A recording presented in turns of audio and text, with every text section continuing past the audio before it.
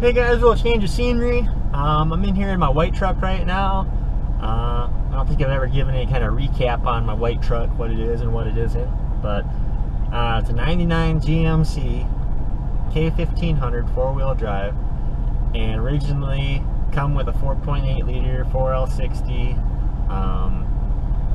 So I ended up putting a 6 liter in it, stock, nothing done to it, and still 4L60. And this is like year number 3 I've had this combo in here, and it's really been treating me great. I've been pretty happy with it. I just got the HP Tuners program. There's a lot of things I want to play with, but the truck's run great, you know, the whole while. And I had a doctor's appointment this afternoon, and so run out to that, and on the way home it really just didn't have the get up that it normally does at all. So anyways, we're gonna drive it around a little bit and see if we can get something figured out on that. I got Rado here with me too. Poor little guy. Rado. Anyways, he hurt his paw last week, right there. So he's got some stitches in that, and but he's been in the house and he's been a good boy. We're on day number 4 that he's had that cone on, and it's still in one piece. So, you know, that's pretty impressive all in itself, really. He's quite the destructive dog and has a lot of energy, but I thought we'd get him out of the house today and do some driving around. Was gonna go up and get those drums resurfaced for the race truck, so I think I'm still gonna do that, and we'll just see what I pick up on the scan tool on the way up there. But I want to do just the initial code scan on it and see what all we got here right now, so you guys see that. Alright, and then here I got the launch fired up, and see on the GoPro that might be kind of hard for you guys to make that out, I don't know, so I apologize for that, but the launch is kind of just the easiest to grab real quick. So I got read fault codes, DTCs, and so we got heated oxygen sensor B1, S2, B2, S2, bank 2, sensor 2, EGR, there's no EGR on this motor, don't care about the catalyst, and then evap, generator L, terminal circuit, I don't know what that's about either, but none of these really give me a whole lot of direction, and I think a lot of these are honestly because of the 6 liters in there. I got rid of all the EGR, I got rid of all the evap, catalyst system low. You know, the truck's got 280,000 miles on it almost, so I'm sure that the catalyst has seen better days, but it's Michigan, don't have an E-check, so I don't really care about that. But none of this really makes much difference to me. The catalyst, if it's plugged, definitely could give me the symptoms that I've got, so that could be one thing, but I just don't know right now. So we're gonna get the scan tool out here and then go through some data, and so get this fired up here. Data stream, engine data, misfire data. Rado's breathing kind of heavy, get him a little bit of air. Alright, then we'll go down. Let's see, I went to misfire. I'm sorry, I didn't want to go to misfire. Let me go into engine data. And so here we'll go with, we'll check our O2s. Oops. We'll just go B1, S1, B2, S1. And then we'll also give her long and short term. Mass airflow, map, short term 1 and 2. Oh, I don't want the frequency. I think that'll be good.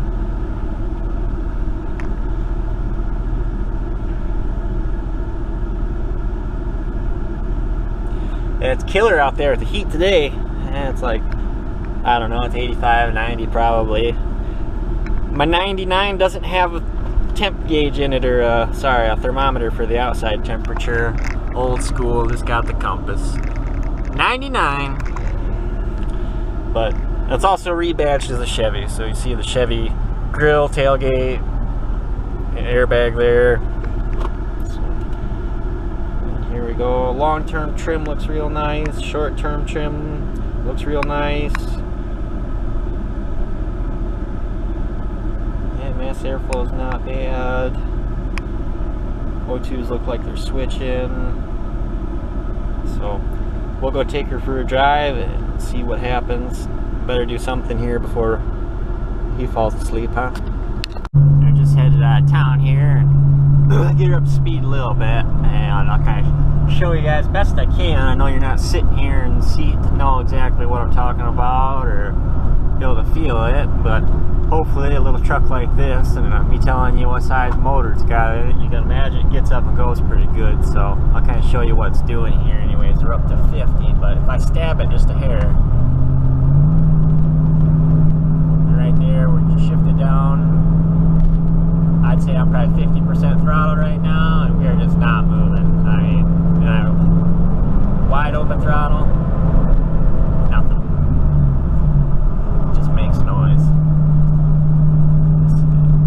It takes a torque converter quite a while to lock back up once you let out of it. If you accelerate real slow, it'll get up to speed, but say definitely not right, not desirable. So we'll take a look at some of our PIDs here now. And so right away you can see fuel trims for the long term maxed out at 25% for the most part. I mean, any amount of part throttle on those pretty much jump right up 25. So short term is right there to compensate too. It's coming up a little bit. If I hang on it a watt, those will go right up to about 50% though, usually. Right there, something kind of goofy happened, but I mean, they try and get over this hill here. I'm in Amish country, so don't want to hit any buggies or horses. Alright, but yeah, 25% on the long term, and then give her a little throttle. Short term's just staying at 0. I'm not sure what's going on with that. You see my long term's hanging at 20, 25 there. Maybe I gotta slow down just a little bit. Maybe I'm going too fast. Alright.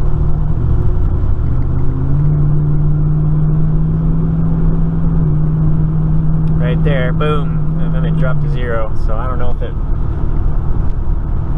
registered an error there and dropped to 0 or what it's doing. I don't know the strategy exactly, but yeah, as soon as I start stabbing it though, I mean, we're like almost 50% fuel compensation trying to add to it, so we're definitely way lean, and I wouldn't be surprised if we're running out of fuel and it's just a fuel pump going bad, because between you and me, I'm telling you, this is the loudest fuel pump in this truck I have ever heard. I mean, when this thing kicks on, and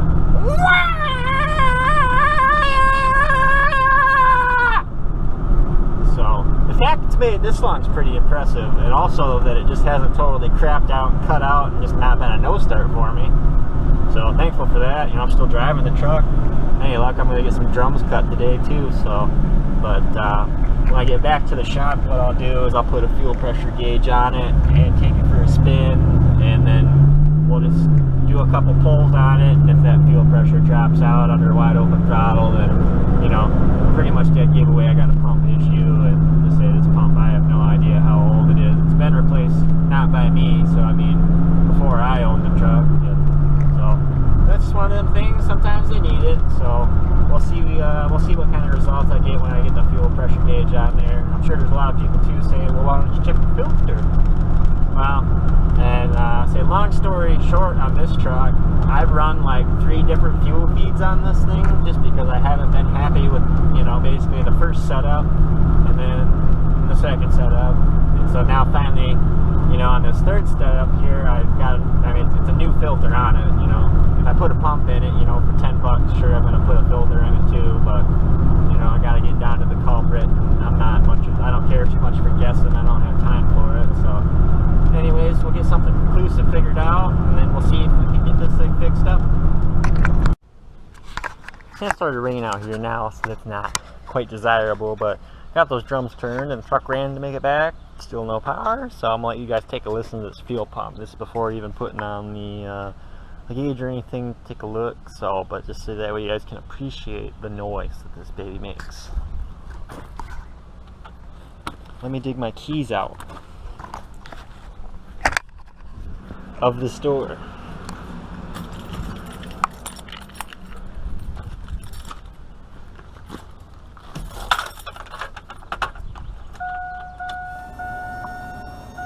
I don't know if you guys heard that.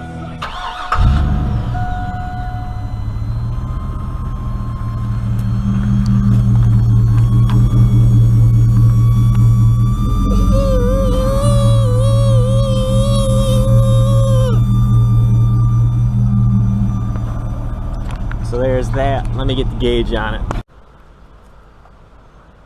Yeah, now I'll give you a checkaroo.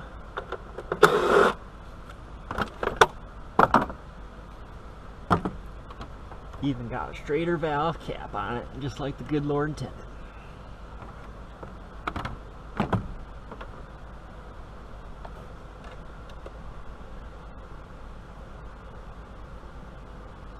I would like to take a second to note that this fuel pressure tester I've got here is pretty much the cat's ass.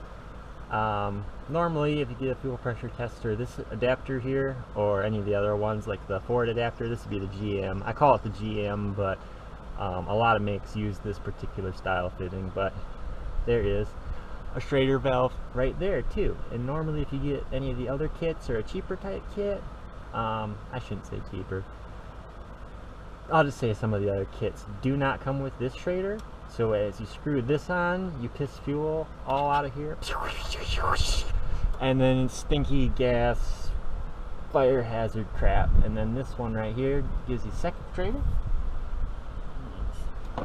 Pop your gauge on like that. Kind of like that. Ah, I leaked a little fuel, I'm sorry. That's the gist of it. So let's get this set up where we can see it.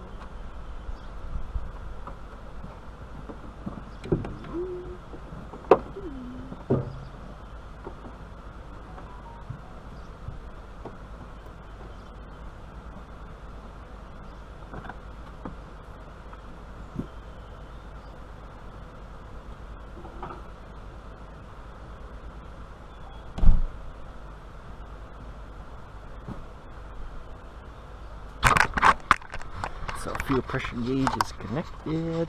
Run it out of the hood here. So nice and easy to let the hood down. Let's see if I can't get this under the wiper here. That works nice. So we can do it like that. Okay. See it here? Oh yeah. Key on, engine off. We'll prime it twice.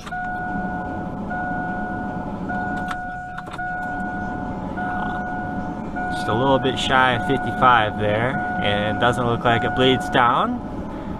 Indication of a decent working pump.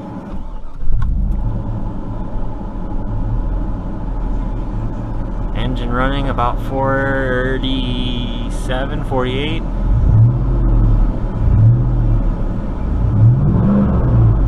Yeah, I think already. Let's go for the drive real quick.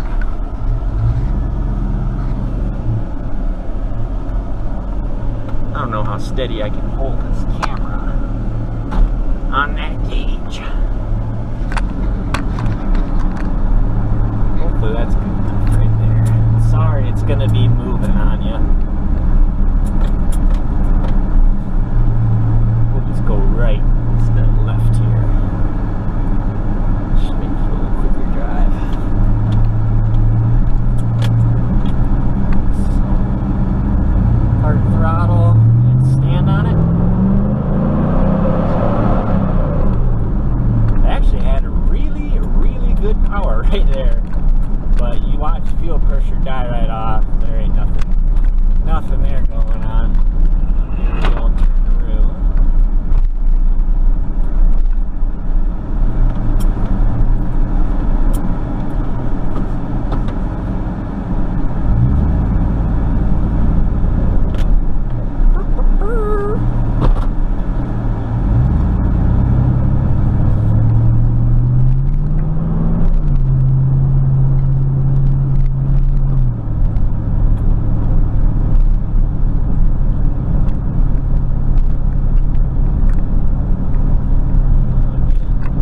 give her the beans here just a little bit.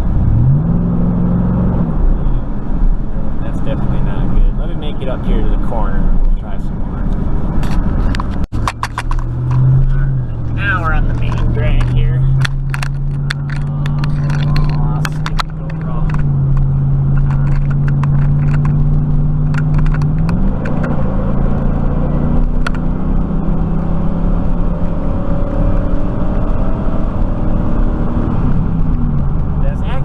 Impressive. It had a lot of pull right there for how much fuel we didn't have. Kind of makes me wonder how long this pump's been an issue, honestly. But you know, for the most part, this truck's got good power. I mean, all the time. So, but yeah, it was obvious today for whatever reason. I hopped on it, man, and it did not go. We did no moving at all. So, good confirmation here. What's going on? You know, I definitely got a bad pump. So.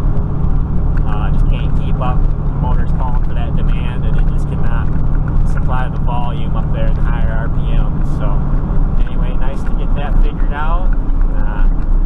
Let's see, we'll try and do a turnaround here, and then we'll rip it again on the way back yet again. Get out of here, Jeep!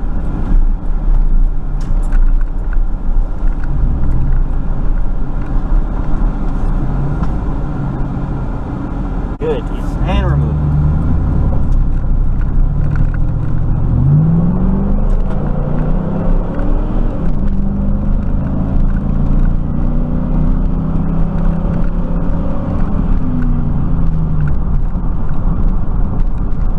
Not good.